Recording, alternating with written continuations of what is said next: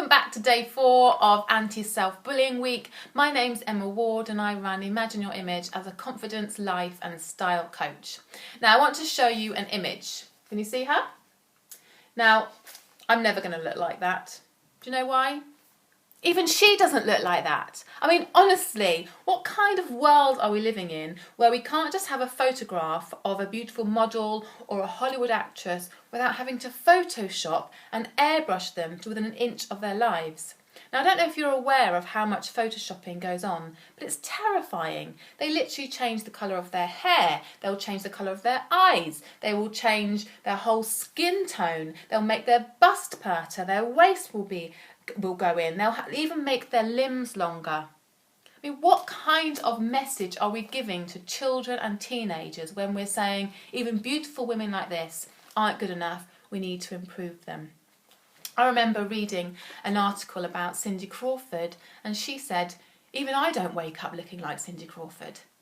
And that's fine if we're aware of that, but as self-bullies it becomes far too easy to fall into the trap of comparing ourselves to absolute ridiculous and unobtainable images of women.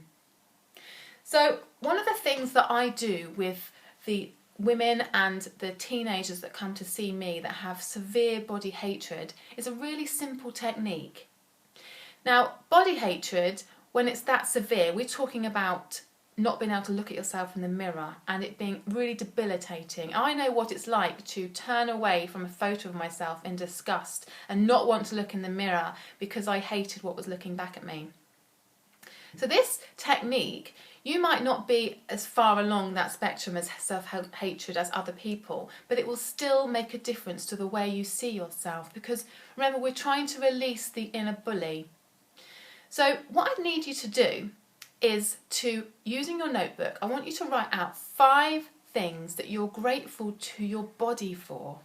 Now just bear with me, I know it sounds a little bit new agey, hippie-ish, I'm not going to ask you to stop shaving your armpits. What we're talking about is altering our thoughts and our focus. Because if you always see your body as just the outer, if it's just the appearance, if your body to you is what looks back at you in the mirror, then you're really missing out because in actual fact, your body is so much more than that. So this technique involves spending a bit of time each night and coming up with 5 ways that you are grateful to your body. So it could be eyesight, the things it allows you to see. It could be going even deeper and thinking, well actually I know that my body knows exactly how to breathe without me having to think about it. Or even though I feed my body rubbish sometimes, it knows what it needs to do to digest. Or even being a little bit more in depth by saying, well, I love my arms because they enable me to hold my child or write or drive or whatever it might be.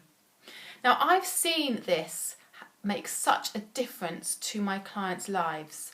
I've seen teenagers that detest their body do this for a couple of weeks and their whole focus of their body just shifts. So we're not just talking about saying, oh, my body's okay. We're moving away from just being neutral and we're looking at respect. So remember, self-esteem is about self-respect and self-admiration. So you can start seeing your body and being respectful of it, and it will make a huge difference and it will silence that inner bully, that self-bully. So you stop the self with the body bashing and you actually focus on what you can say, actually I'm really grateful. But as we know, there are lots of people out there who can't even be sitting and watching this video like we are. They can't really run, they can't get up, they can't walk. So just think about all the things that your body allows you to do rather than just seeing body as something that is very superficial. This will make a big difference to you. If you know any teenagers or children, do it with them. I've done it with little kids as well and they absolutely love it. So if we can start to shift the focus from young children so that as they grow up to be adults, they're not going to be bullying themselves in the way that we tend to as adults. So see how you get on with that. If you've got any questions and you'd like to email me, then I'd love to hear from you. But until tomorrow, just have a bit of time and just think, what is it that I can be thankful for?